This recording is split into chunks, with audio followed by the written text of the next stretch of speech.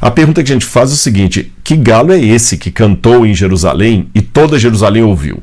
As Bíblias, de modo geral, falam que o galo cantou. E depois vem gente dizendo, não, isso não é possível, não existe essa possibilidade. Afinal, quando Jesus diz a Pedro, antes que o galo cante, 3 vezes me negarás, Jesus estava se referindo a uma ave ou apenas a algum sinal sonoro? Seja muito bem-vindo, você está na TV Debates e o pastor Luiz Saião e o pastor Rodrigo Silva respondem a esta pergunta. Já aproveita, se inscreve no canal, deixa o seu like e vamos pro vídeo. Será que foi o galo que cantou? Mas estão dizendo aí, parece que quando Pedro nega Jesus, alguns dizem que as Bíblias, de modo geral, falam que o galo cantou. E depois vem gente dizendo, não, isso não é possível, não existe essa possibilidade, porque não havia nem galo lá em Jerusalém, né? E então, assim, afinal de contas, onde é que você ouviu cantar essa história? E será que ela de fato tem sentido? Tem razão? Vamos lá. Queria mencionar aqui, por exemplo, o Evangelho de Marcos, capítulo 14, verso 30. Jesus lhe respondeu, em verdade, eu te digo que hoje, nesta noite, antes que o galo cante 2 vezes, tu me negarás 3 vezes. E verso 71, falando de Pedro, diz o texto que ele, porém, começou a proferir maldições e a jurar, não conheço esse homem de quem falais. Nesse instante o galo cantou pela 2ª vez e Pedro lembrou-se das palavras que Jesus dissera, antes que o galo cante 2 vezes, 3 vezes me negarás, e caindo em si começou a chorar.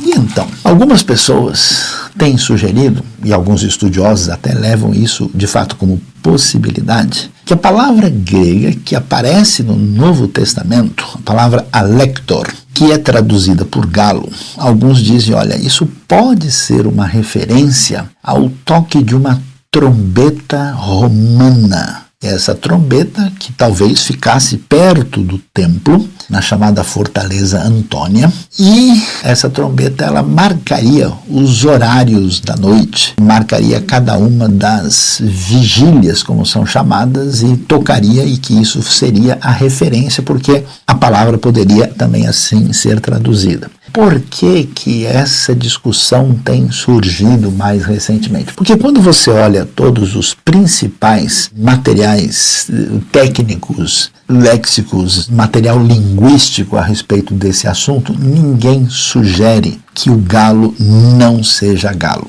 Aliás, se pegar talvez um material tão erudito como o léxico Bauer, Ard e Gingrich do Novo Testamento, você vai ver lá tradução de alector em todas as ocorrências, 12 ocorrências do Novo Testamento, é exatamente significar galo, quer dizer galo. E aí nós encontramos uma referência no Tratado Bava Kama 7, que é um tratado da Mishnah que vai dizer o seguinte, que pelo fato de se preocupar com a purificação ritual, as aves, e claro, incluindo galos e galinhas, não poderiam ser criados ali na área do templo. Algumas pessoas imediatamente disseram, olha, como a resolução rabínica está dizendo que não podia criar, então é impossível que tenha havido um galo ali naquele momento, naquela situação. Então a explicação seria, deve ter sido a trombeta romana. Qual que é o problema dessa observação? Em primeiro lugar, a gente só vai ter de fato a Mishnah escrita mais para frente. E se a gente quer olhar, né, esse tratado, deveria olhar também outro tratado chamado Eduyot 6.1, onde lá se menciona galo no contexto da realidade de Jerusalém. Até porque a lei propriamente dita, a Torá, ela não tem nenhuma menção em lugar nenhum dizendo que galo ou galinha seriam animais impuros. Não é o caso. A questão que as galinhas e os galos, claro, eles saem bicando tudo que aparece na frente, eles não têm nenhum tipo de preocupação com pureza ou impureza. Então, tendo na região do Templo de Jerusalém em volta, quando as pessoas vinham, traziam suas ofertas e sacrifícios, essas aves, eles sairiam bicando tudo e corriam risco de bicar ali coisas impuras, sujas, e depois beliscar lá, bicar as ofertas e sacrifícios que estavam sendo trazidos. Então essa resolução surge em função da preocupação com essa purificação. Qual é o problema desse raciocínio? Além de você ter duas citações que são diferentes, e além da gente saber que isso não é da época mesmo de quando estamos falando de Jerusalém, na época do ministério de Jesus. E outra coisa também importante é que você sabe muito bem, quem já andou pelas fazendas, pelos lugares aí onde existe algum tipo de avicultura, sabe que você escuta o canto do galo de longe, né? Quando ele canta ali na madrugada, quando existe a primeira possibilidade aí de um lampejo, né, que vai dar início ao nascer do sol, o surgir de um novo dia. E também eu acho muito importante e significativo quando a gente olha até para o próprio Evangelho de Marcos e vai observar quando Jesus ensina a respeito da importância de vigiar, que começa assim no verso 33. Tende cuidado, vigiai, porque não sabeis quando chegará o tempo. É como um homem que sai de viagem, ao deixar sua casa, ele dá autoridade aos seus servos e também a cada um sua tarefa, e ordena também ao porteiro que vigie.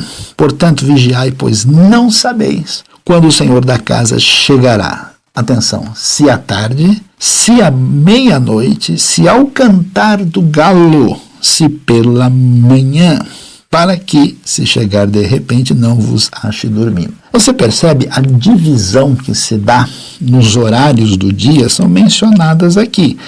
À tarde, à meia-noite, ao cantar do galo ou pela manhã. Cantar do galo, certamente entre a meia-noite e o nascer do sol. E aqui nós temos de novo a palavra alector, agora de maneira composta, presente para fazer referência ao cantar do galo. Seria estranho imaginar que aqui nós tivéssemos um outro significado, um outro sentido, além de simplesmente pensar que era o galo. Por isso que se você pegar a vasta maioria, em todas as traduções da Bíblia que a gente conhece, pegar todos os comentários bíblicos, né, muito difícil alguém, em vez de colocar galo no texto, colocar alguma coisa como a trombeta romana, ou um toque de chofar, ou algo que foi feito por um homem, não encaixa no texto e fica devendo muito. E quando a gente lê, a gente descobre que, de fato,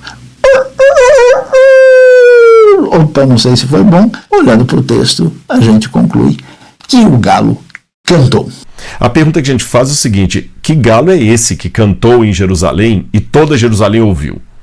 Alguém pode falar, não, mas esse galo devia estar na casa do sumo sacerdote, não precisava de todo mundo ouvir, bastava que Pedro ouvisse o galo cantando 3 vezes, né? E note, antes que o galo cante 3 vezes me negarás, algumas leituras dão a entender que o galo também cantaria 3 vezes. Então, afinal de contas, o que é esse galo? A Mishnah é um livro, é um tratado judeu de regras, leis, liturgias, comportamentos, ética, moral, usos e costumes do judaísmo. A Mishnah faz parte do Talmud, e o Talmud começou a ser preparado ali no final do 1º século depois de Cristo, e adentrou a Idade Média, sendo preparado o Talmud. Agora, muitos judeus acreditam que as leis que foram escritas no Talmud, na verdade, são a forma transcrita de outras tradições orais dos judeus que eram de muitos séculos antes. Então, muita coisa que a gente encontra no Talmud, talvez possamos até aplicar para a época de Jesus. A Mishnah, justamente no tratado do Baba Kama, diz assim: não será permitido criar galos em Jerusalém por causa das coisas santas, nem os sacerdotes podem criá-los em qualquer lugar da terra de Israel.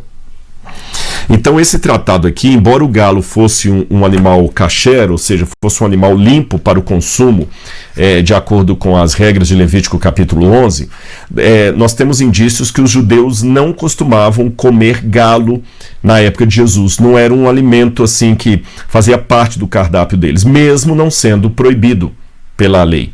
Então vamos pegar esse texto aqui e vamos comparar com o texto bíblico. Pedro negou Jesus ali no pátio da casa do sumo sacerdote. Você sabe, Jesus é preso lá no Monte das Oliveiras, e antes de ser levado para Pilatos no raiar do dia, Jesus é levado primeiro para a casa lá onde ficavam despachando Anás e Caifás, para que no dia seguinte, no amanhecer do dia, já fossem lá até Pilatos. Então a gente calcula mais ou menos onde é que seria a casa do sumo sacerdote ali em Jerusalém. Tanto é que esse lugar é tradicionalmente chamado de Galicanto, porque ali o galo cantou. As missas são chamadas de Ad Galo Cantus, ou seja, a missa do galo que canta. E o Galicanto também é o lugar onde o galo cantou. Só que se eles estavam na casa do sacerdote, e a Mishnah diz que os sacerdotes não podiam criar galos e galinhas em casa, ali em nenhum lugar da terra de Israel, então fica estranho que galo é esse que teria cantado na noite em que Pedro negou a Jesus. Aliás, ele deveria ter cantado de tal monta que a história rolou e os próprios evangelistas depois acabaram narrando o fato. Provavelmente, quando Jesus falou antes que o galo cante, você me negará, Jesus não estava se referindo à ave, ao animal, mas sim a uma trombeta romana chamada Galitium. Na Galitium, que é essa trombeta romana, ela tocava pelo menos 2 ou 3 vezes à noite. Ela tocava na hora terça, que era mais ou menos equivalente ao nosso meia-noite, depois ela tocava de madrugada e ela tocava no raiar do dia. E esse nome, Galitium, tem outra forma também de escrever aqui que eu notei, Galitinium, tem Galitium e Galitinium. Eu esqueci dessa variação aqui na língua latina. Como ela tem o som parecido de um galo, os romanos davam esse nome de a trombeta do galo. Então os soldados tocavam para que todo mundo soubesse que a cidade estava em paz. Era uma forma assim de falar, olha, fica tranquilo que nós estamos exigindo a cidade, está tudo em paz.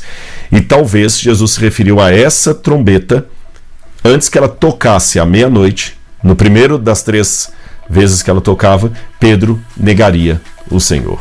É isso aí, meus amigos. E você, qual a sua opinião sobre este assunto? Deixe o seu comentário aqui abaixo, se inscreve no canal, compartilhe esse conteúdo e até o nosso próximo encontro.